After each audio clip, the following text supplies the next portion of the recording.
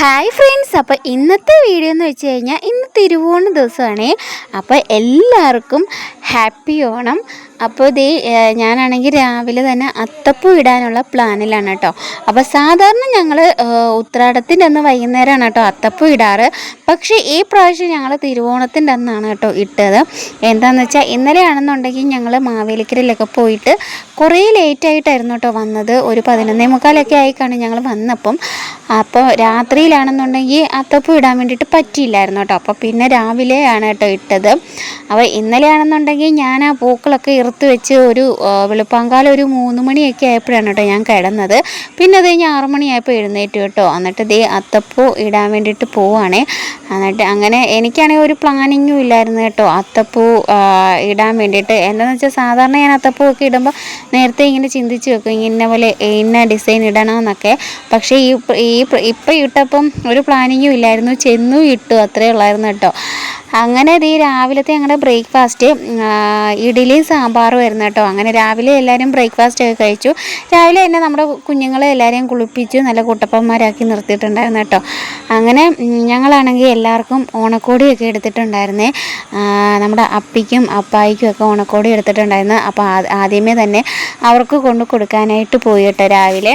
പിന്നെ അത് കഴിഞ്ഞ് നമ്മുടെ ദേവൂട്ടിക്കും ഇന്ദ്രുവിനും ചന്ദ്രനും ചന്ദ്രാമ്മയ്ക്കും പിന്നെ അതേപോലെ അപ്പിക്കും ഒക്കെ ഓണക്കോടി എടുത്തിട്ടുണ്ടായിരുന്നേ. അങ്ങനെ അവർക്ക് എല്ലാവർക്കും ഓണക്കോടിയൊക്കെ കൊടുത്തു. അങ്ങനെ ഒരു 11 മണിയൊക്കെ ആയപ്പോഴത്തേക്കിനും നമ്മുടെ സദ്യയൊക്കെ റെഡി ആയിട്ടുണ്ടായിരുന്നേ. ഫുഡ് കഴിക്കാൻ വേണ്ടി ഇല വെട്ടാൻ പോവാ. അപ്പം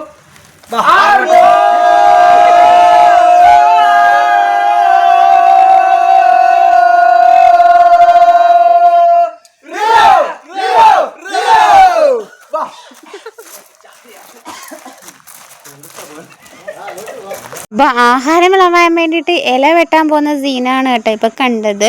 അത് ബാക്കിയുള്ള പിള്ളേരൊക്കെ ഞങ്ങളുടെ പിന്നെ അപ്പുറത്തുള്ളതാണ് കേട്ടോ. അപ്പോൾ അവന്മാരെയും കൂട്ടിക്കൊണ്ടാണ് കേട്ടോ ഇല വെട്ടാൻ വേണ്ടിയിട്ട് പോയതൊക്കെ. അപ്പം നമ്മുടെ വീട്ടിൽ വാഴയുണ്ടെങ്കിലും അതിലൊന്നും ഇലയില്ലായിരുന്നു കേട്ടോ. എന്താണെന്ന് വെച്ചാൽ ഞാനിങ്ങനെ ഇടയ്ക്കിടയ്ക്കൊക്കെ ഇലയപ്പം ഉണ്ടാക്കുമ്പോൾ ഇല എടുക്കും കേട്ടോ, വാഴയില. അപ്പോൾ അതുകൊണ്ട് നമ്മുടെ വീട്ടിൽ വാഴയില ഇല്ലായിരുന്നു. പിന്നെ അപ്പുറത്തെ വീട്ടിൽ നിന്ന് പോയാണ് കേട്ടോ വാഴയിലയൊക്കെ എടുത്തുകൊണ്ട് വന്നതുമൊക്കെ. അങ്ങനെ വാഴയിലൊക്കെ വെട്ടിക്കൊണ്ട് വന്നു. ചേട്ടനും അനിയനും കൂടെ എല്ലാം കഴുകി എല്ലാം നീറ്റാക്കി ആഹാരം വിളമ്പാൻ വേണ്ടിയിട്ട് പോവാണ് കേട്ടോ. അപ്പം എല്ലാ ഐറ്റംസ് കറികളും ഉണ്ടായിരുന്നു. നമ്മൾ ഇന്നലെ ഉപ്പേരിയൊക്കെ വറുത്ത് വെച്ചിട്ടുണ്ടായിരുന്നു കേട്ടോ. അങ്ങനെ നമ്മുടെ അപ്പിയും വന്നിട്ടുണ്ടായിരുന്നു ഫുഡ് കഴിക്കാൻ വേണ്ടിയിട്ട്.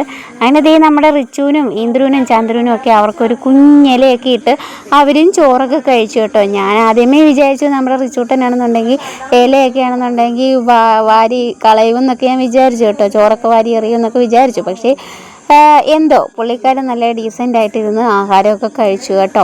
അങ്ങനെ എല്ലാവരും ഫുഡൊക്കെ കഴിച്ചു കഴിഞ്ഞ് ഞങ്ങളുടെ വീടിൻ്റെ തൊട്ടപ്പുറത്ത് വീട്ടിൽ വെച്ച് ഓണപ്പരിപാടിയൊക്കെ നടത്താൻ വേണ്ടിയിട്ടുള്ള സെറ്റപ്പൊക്കെ ചെയ്ത് വെച്ചിട്ടുണ്ടായിരുന്നു. അപ്പോൾ നമ്മുടെ വീട്ടിലാണെങ്കിൽ ചേട്ടൻ മൈക്ക് സെറ്റൊക്കെ മേടിച്ച് വെച്ചിട്ടുണ്ടായിരുന്നു. അപ്പോൾ അതൊക്കെ എടുത്തുകൊണ്ട് പോയി പാട്ടൊക്കെ വെച്ച് നല്ല അടിപൊളിയായിട്ട് നമ്മൾ ഓണപ്പരിപാടിയൊക്കെ നടത്തി.